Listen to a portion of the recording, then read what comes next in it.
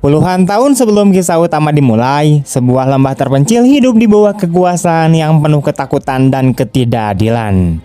Pada masa itu, seorang penguasa desa yang kejam memburu sepasang suami istri muda karena mereka dianggap melanggar aturan yang berlaku di wilayah tersebut.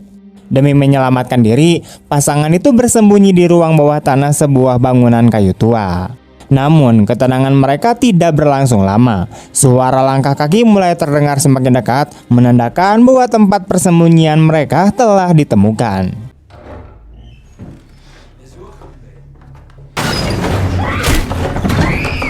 Mereka menghajar pria itu tanpa ampun sebelum menyeret dirinya dan sang istri keluar dari ruang bawah tanah. Wanita itu hanya bisa menyaksikan pelindungnya terjatuh dalam keadaan bersimbah luka, sementara jeritan pilunya menggema ketika tubuh suaminya diseret secara paksa menjauh dari hadapannya. Setelah ditangkap, pria tersebut mengalami penyiksaan yang sangat kejam hingga akhirnya dijatuhi hukuman mengerikan. Ia dipaku pada sebuah salib raksasa yang berdiri tinggi di atas lembah dan dibiarkan mati menjadi santapan burung-burung liar. Sementara itu, sang wanita dipaksa memenuhi nafsu bejat penguasa desa. Meski mengalami penderitaan yang begitu besar, ia berhasil melarikan diri dalam keadaan masih mengandung seorang anak. Dengan hati yang dipenuhi duka dan kebencian, wanita itu bersumpah atas nama suaminya bahwa suatu hari nanti penguasa desa beserta seluruh orang yang membantunya akan menerima balasan atas semua kejahatan yang telah mereka lakukan. Es gibt Sachen, über die darf man nicht reden, aber dass man nicht drüber reden darf, das heißt nicht, dass man es je vergessen kann. Bertahun-tahun kemudian, cerita berpindah ke masa yang lebih baru. Seorang pria muda misterius datang menunggangi kuda menuju sebuah desa terpencil di pegunungan Alpen, Austria. Kedatangannya segera menarik perhatian penduduk setempat. Mereka berkumpul di sekitar pria asing itu karena penasaran ingin mengetahui tujuan kedatangannya.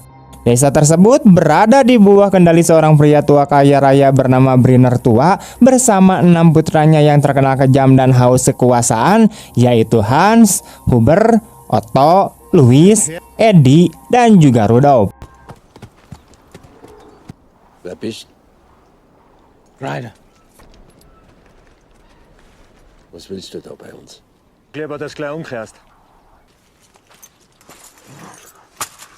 Ketika Hans menanyakan alasan kedatangannya, pria asing itu memperkenalkan dirinya sebagai Greider, seorang fotografer yang ingin menghabiskan musim dingin di desa tersebut.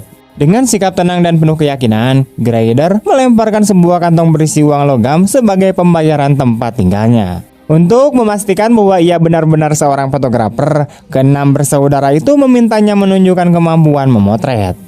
Karena kamera merupakan barang yang sangat langka pada masa itu, hampir seluruh penduduk desa berkumpul untuk menyaksikan proses pengambilan gambar dengan penuh rasa ingin tahu. Setelah foto selesai dibuat, hasilnya dibawa untuk diperlihatkan kepada Briner Tua. Melihat kualitas foto sekaligus pembayaran yang diberikan Greider, pria tua itu akhirnya mengizinkannya tinggal di desa selama musim dingin. Setelah mendapatkan persetujuan, Greider diantar menuju rumah seorang janda bernama Gaderin yang akan menjadi tempat tinggalnya selama berada di desa tersebut. Deine Tochter. Luzi! So, grüß dich zum Gast. Tidak lama kemudian, setelah tiba di sana, Greider langsung menyaksikan sendiri bagaimana kejamnya keluarga Briner memperlakukan para penduduk desa.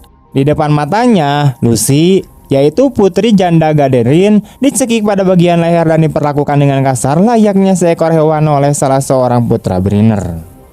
Setelah menata barang-barangnya di kamar, Greider berjalan menuju kandang kuda. Di sana, ia diam-diam menyembunyikan sebuah kantong di tempat yang tersembunyi, membuat siapapun bertanya-tanya benda apa lagi yang sebenarnya ia bawa bersamanya. Kemudian saat mereka berbincang di meja makan, terungkap bahwa Greider merupakan orang Amerika yang fasih berbahasa Jerman berkat ibunya. Ia menjelaskan bahwa dirinya datang ke desa itu dengan tujuan mengabadikan pemandangan musim dingin sebagai bagian dari album fotografi miliknya. Ketika Greider bertanya mengenai para pria yang ditemuinya sebelumnya, Gaderin menjelaskan bahwa mereka adalah putra-putra Tuan Briner yang menguasai seluruh desa dan selama bertahun-tahun telah memperlakukan penduduk desa dengan sangat tidak adil sehingga kehidupan masyarakat selalu dipenuhi ketakutan. Keiner Barschaft an, was da oben passiert. Wirkt auch für uns. Pada malam harinya, Greider memandangi sebuah foto seseorang dengan tatapan penuh kesedihan yang begitu mendalam. Tidak lama kemudian, saat dirinya bersiap untuk tidur, ia melihat Lucy diam-diam keluar menuju kandang kuda. Di sana, ternyata sudah menunggu seorang pemuda bernama Lucas. Dari pertemuan rahasia itu, diketahui bahwa Lucy dan Lucas telah bertunangan dan dalam waktu dekat akan melangsungkan perkawinan. Namun meskipun mereka saling mencintai, keduanya tetap dibayangi rasa takut yang begitu besar, seolah masa depan mereka dipenuhi ketidakpastian yang mengerikan. Keesokan harinya, Lucy yang belum pernah melihat kamera seumur hidupnya dengan penuh rasa kagum diperlihatkan koleksi foto-foto hasil karya Greider, termasuk sebuah foto yang memperlihatkan dirinya bersama sang ibu. Ketika Lucy menanyakan mengapa tidak ada foto ayahnya, Greider menjelaskan bahwa ayahnya telah meninggal dunia bertahun-tahun yang lalu.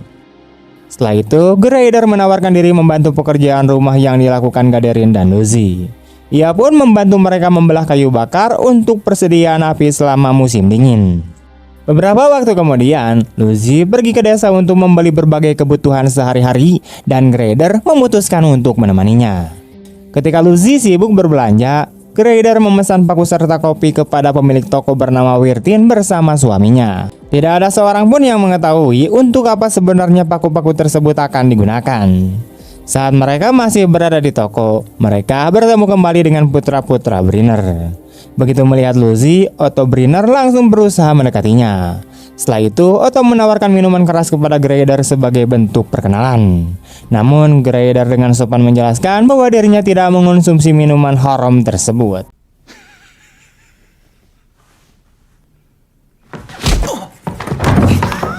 Wenn die dir auf einen Schnaps sein, dann trinkst du. Karena keluarga Brinner memiliki kekuasaan mutlak atas desa tersebut, tidak ada seorang pun yang berani menentang ataupun menghentikan semua tindakan semena-mena yang mereka lakukan.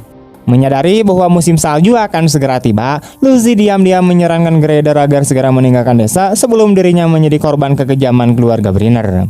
Akan tetapi, Greider hanya memilih diam tanpa memberikan jawaban, seolah telah bertekad untuk tetap tinggal di desa itu apapun yang akan terjadi nantinya.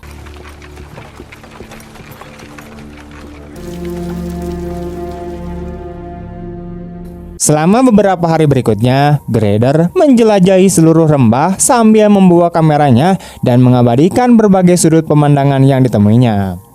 Dengan raut wajah yang selalu serius, ia mengunjungi berbagai lokasi penting, termasuk sebuah salib raksasa yang berdiri menjulang di tengah lembah. Ketika memasuki gereja, Greider hanya berdiri diam sambil menatap imam yang berada di kejauhan tanpa mengucapkan sepatah kata pun. Setelah kembali ke rumah, Greider mendapatkan kabar bahwa pernikahan Lucy akan segera dilaksanakan.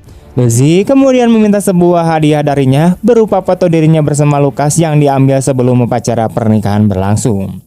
Walaupun permintaan itu terasa cukup aneh menurutnya, Greider tetap menghormati keinginan Lucy. Ia kemudian memotret pasangan tersebut dengan latar belakang turunnya salju pertama pada musim dingin tahun itu. Berbeda dengan kamera modern saat ini, kamera pada masa tersebut memerlukan waktu yang cukup lama hanya untuk menghasilkan satu lembar foto, sehingga orang-orang yang dipotret harus tetap diam tanpa bergerak selama proses pengambilan gambar agar hasilnya benar-benar jelas.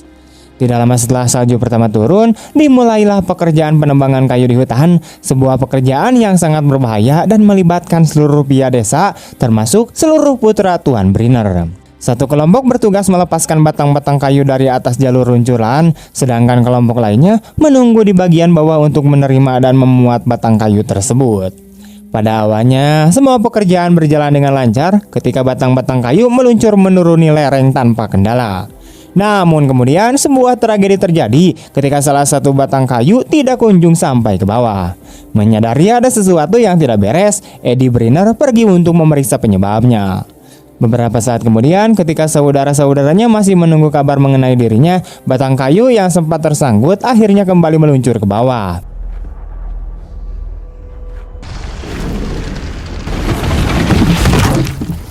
Akan tetapi, pemandangan yang muncul benar-benar mengerikan karena tubuh Eddie ikut terbawa bersama batang kayu tersebut dalam keadaan telah meninggal secara tragis.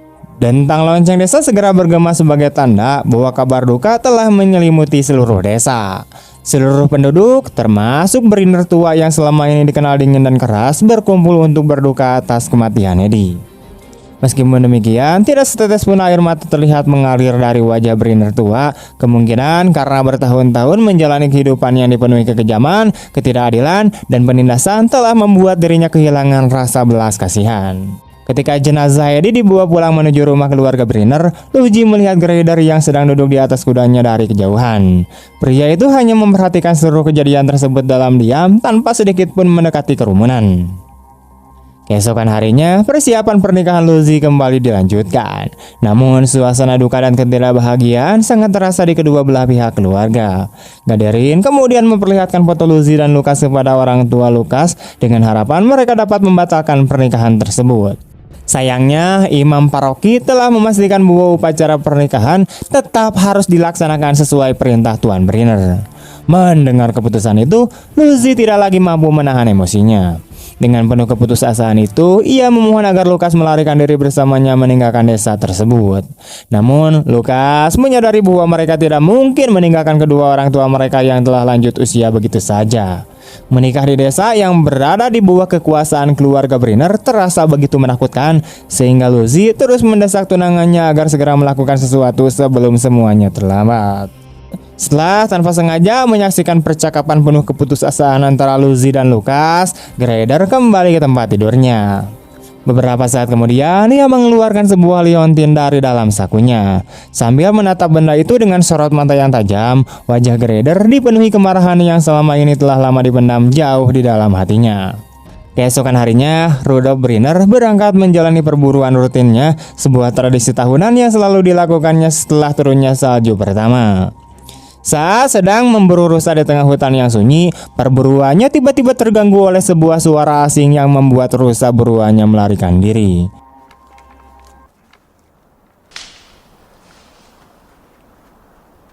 Rudolf perlahan bangkit sambil berusaha mencari sumber suara tersebut.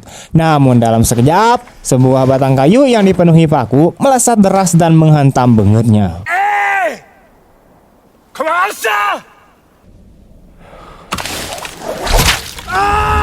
Serangan mematikan itu menghancurkan kedua matanya dan membuatnya terjatuh hingga kehilangan nyawa. Hari demi hari berlalu tanpa ada kabar mengenai Rudolf. Memasuki hari ketiga sejak kepergiannya, Brenner tua mulai merasa cemas dan akhirnya memerintahkan putra-putranya yang tersisa untuk mencari keberadaan Rudolf di seluruh kawasan lembah. Pada saat yang sama, Greider terlihat sedang mengemasi seluruh barang miliknya dengan maksud meninggalkan rumah tempat ia menginap. Ketika mengambil kembali tas yang selama ini disembunyikannya di kandang kuda, akhirnya terungkap bahwa di dalam tas tersebut tersimpan sebuah senapan. Penemuan itu membuat Luigi terkejut sekaligus khawatir karena di desa itu hanya keluarga Brenner yang diizinkan memiliki senjata api. Saat Luigi menanyakan alasan dirinya membawa senjata tersebut, Greider menjelaskan bahwa keluarga Brenner pasti akan segera datang mencarinya. Karena itulah ia memilih mengemasi barang-barangnya lalu meninggalkan rumah tersebut.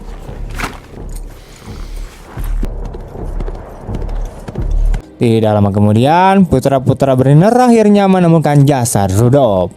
Sekali lagi, lonceng desa berdentang sebagai petanda kabar duka telah kembali menyelimuti desa. Brenner tua kembali dipaksa menyaksikan kematian salah satu putranya yang tragis. Kali ini sang imam juga hadir menyaksikan suasana berkabung tersebut. Namun ketika Brenner tua melihat sebuah paku masih tertancap di mata Rudolf, ia langsung menyadari bahwa kematian putranya bukanlah sebuah kecelakaan, melainkan pembunuhan yang telah direncanakan. Kecurigaan itu membuat keluarga Brenner segera mendatangi rumah Luigi karena mereka mengingat bahwa belum lama ini Greider membeli sejumlah paku dari penginapan. Akan tetapi Greider sudah menghilang tanpa jejak.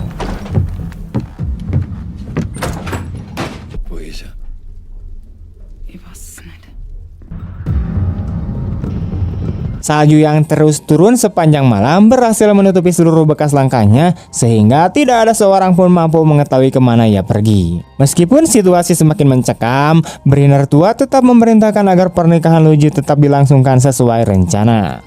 Seluruh penduduk desa pun berjalan menuju gereja tanpa mengetahui bahwa Greider sedang bersembunyi di sebuah pondok pegunungan sambil menunggu dengan membawa senapannya. Pada bagian inilah akhirnya terungkap alasan mengapa seluruh persiapan pernikahan sejak awal terasa begitu aneh dan penuh ketakutan. Ternyata keluarga Brenner masih menjalankan tradisi abad pertengahan yang dikenal sebagai Priameonosis, sebuah kebiasaan keji yang memberikan hak kepada penguasa untuk mengambil keperawanan setiap pengantin wanita pada malam pertama sebelum sang suami dapat menyentuh istrinya. Yang lebih menyedihkan lagi, imam desa selama ini justru mendukung dan membiarkan tradisi biadab tersebut terus berlangsung. Setelah upacara pernikahan selesai dan seluruh penduduk desa kembali ke desa untuk merayakannya, Greider memanfaatkan kesempatan itu untuk menemui sang imam secara langsung. Dengan membawa senapan di tangannya, ia memasuki gereja dan meminta waktu untuk melakukan pengakuan dosa. Di dalam bilik pengakuan dosa, Greider dengan tenang mengakui bahwa dialah pembunuh 2 putra keluarga Brenner. Setelah itu, ia mengeluarkan sebuah liontin yang berisi foto seorang wanita dan memperlihatkannya kepada sang imam. Begitu melihat wajah wanita dalam foto tersebut, sang imam langsung teringat pada sebuah peristiwa tragis yang terjadi lebih dari 20 tahun silam saat dirinya memilih berpihak kepada kejahatan dan tetap membisu atas semua kekejaman yang terjadi. Kilas balik kemudian mengungkapkan bahwa sebelum semua peristiwa itu terjadi, ibu Greider yang bernama Maria datang ke lembah milik Brenner bersama kedua orang tuanya pada masa bencana kelaparan. Karena sangat putus asa mencari makanan dan tempat tinggal, mereka akhirnya menerima tawaran Tuan Brenner yang sebenarnya menyimpan niat jahat. Kedua orang tua Maria sebenarnya telah diberitahu mengenai nasib yang akan dialami para gadis muda di lembah tersebut. Namun karena rasa lapar yang begitu hebat membuat mereka tidak memiliki pilihan lain. Mereka tetap memutuskan untuk tinggal. Ketika hari yang telah ditentukan telah tiba, Brenner menagih janji yang telah dibuat. Ia membawa Maria, wanita yang muncul pada adegan pembuka film ini, sebelum malam pernikahannya dan merenggut kehormatannya secara paksa. Akan tetapi, pada malam yang sama, suami Maria yang bernama Franz datang dan menyelamatkannya. Mereka berhasil melarikan diri melalui jendela dan mencari perlindungan di rumah pemilik penginapan dengan membayar sejumlah uang agar keberadaan mereka dirahasiakan. Sayangnya, pasangan pemilik penginapan yang tamak justru mengkhianati kepercayaan mereka. Demi memperoleh uang yang lebih banyak, mereka membocorkan tempat persembunyiannya Maria dan Franz kepada Brenner beserta anak buahnya. Akibat pengkhianatan itu, hukuman yang sangat kejam dijatuhkan secara terbuka sebagai peringatan bagi siapapun yang berani menentang kekuasaan Brenner. Franz dipaku tanpa belas kasihan pada sebuah salib raksasa.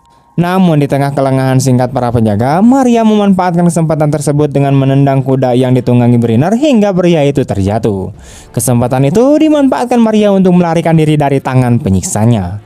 Ia berhasil keluar dari lembah dan akhirnya menemukan perlindungan di Amerika. Sementara itu, kedua orang tua Maria harus menerima seluruh amarah Brenner, sedangkan Franz dibiarkan tergantung hingga akhirnya meninggal dunia dengan sangat tragis.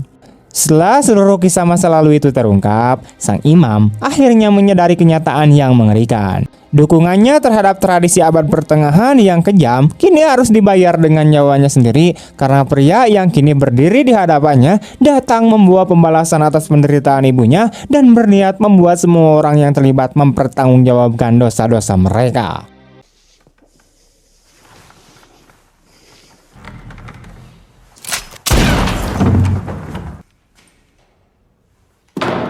Sementara pesta pernikahan Luigi masih berlangsung di desa, hanya keluarga Brenner yang benar-benar menikmati perayaan tersebut. Walaupun Lukas adalah mempelai pria yang sah, justru keluarga Brenner yang bergantian berdansa bersama Lucy. Lukas berusaha melindungi wanita yang dicintainya, tetapi ia malah dipukuli oleh salah seorang putra Brenner hingga tidak mampu berbuat apa-apa.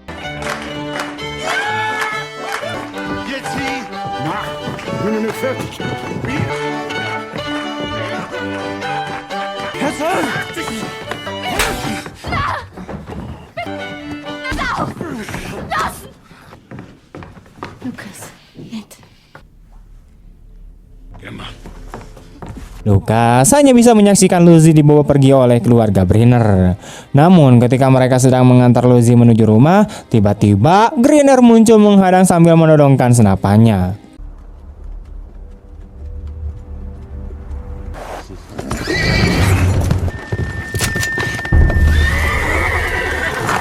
Dengan suara tegas, ia menuntut agar Lucy segera dibebaskan. Karena tidak pernah menyangka ada orang lain di desa yang memiliki senjata api, Hans dan saudara-saudaranya terpaksa menyerah pada tuntutan tersebut.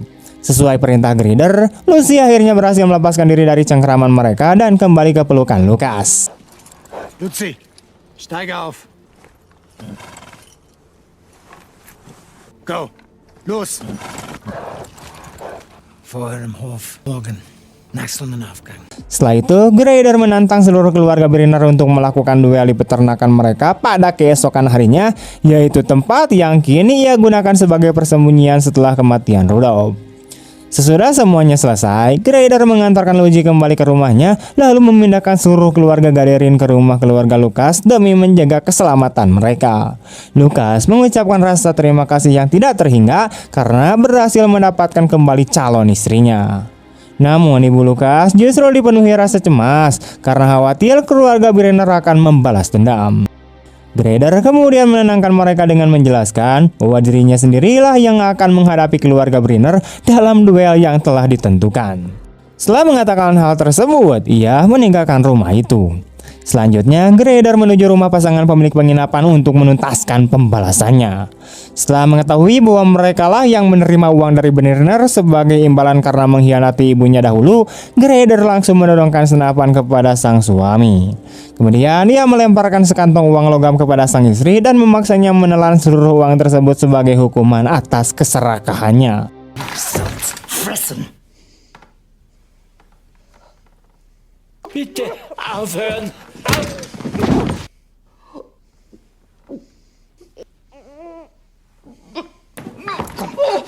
Friss es. Schlut!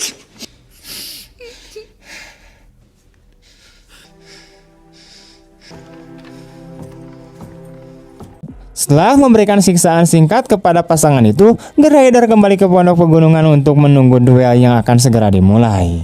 Esokan harinya, keluarga Brenner melanggar waktu yang telah disepakati dan memulai serangan bahkan sebelum fajar menyingsing.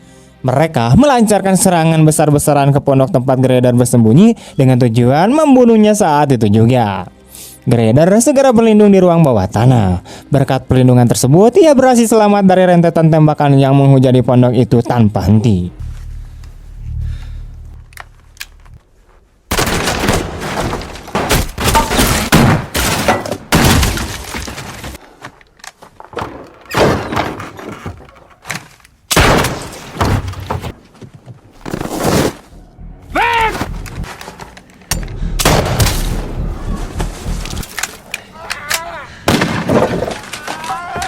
Di tengah baku tembak yang sengit, Grider berhasil menewaskan Louis Brenner.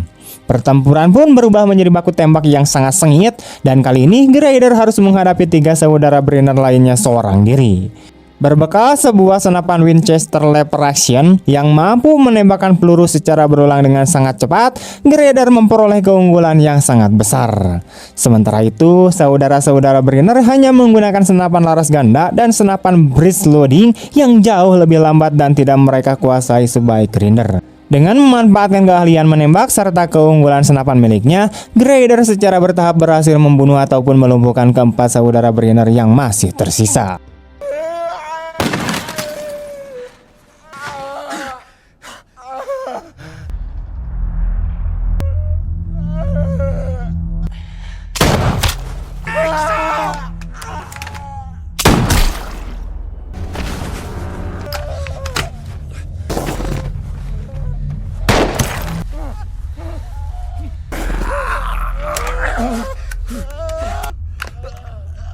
Da kommen wir uns morgen neu.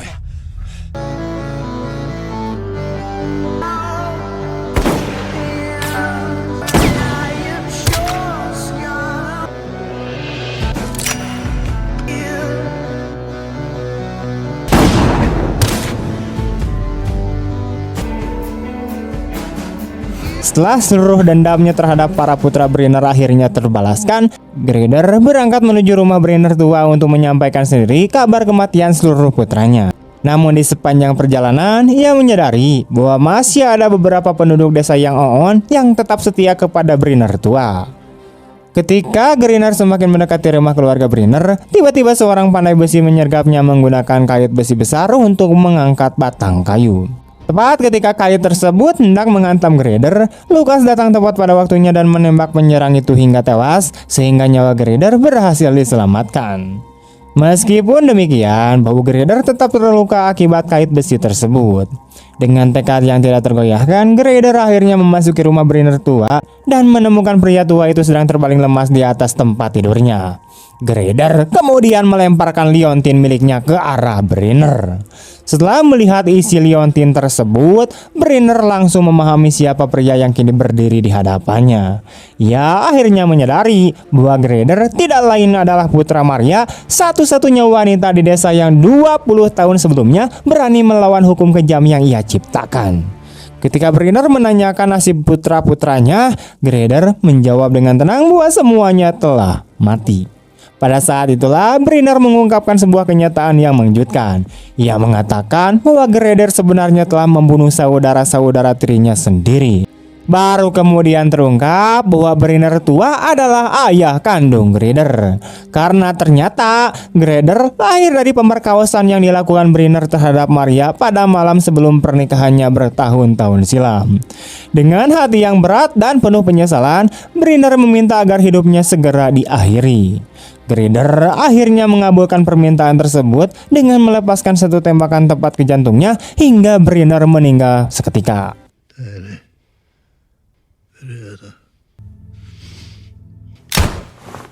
Setelah tanpa sadar membunuh ayah kandungnya sendiri, Grader kembali mencari perlindungan di rumah Lizzie. Di sana, luka-lukanya dirawat dengan penuh perhatian. Karena cuaca musim dingin yang sangat dingin memperlambat proses penyembuhan, Grader membutuhkan waktu selama 3 minggu hingga akhirnya benar-benar pulih menjelang datangnya musim semi.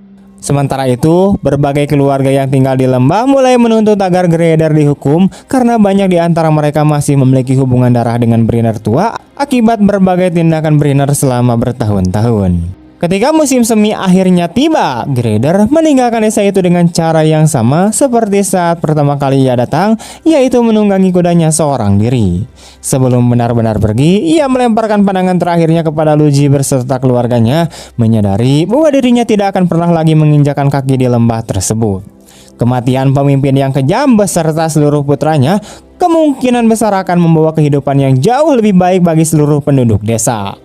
Dengan demikian, pembalasan yang dilakukan Grader bukan hanya demi menuntaskan penderitaan ibunya semata, melainkan juga demi membebaskan seluruh penduduk lembah gelap dari penindasan yang selama ini menyelimuti kehidupan mereka, sehingga lembah itu akhirnya memiliki harapan untuk tidak lagi hidup dalam kegelapan.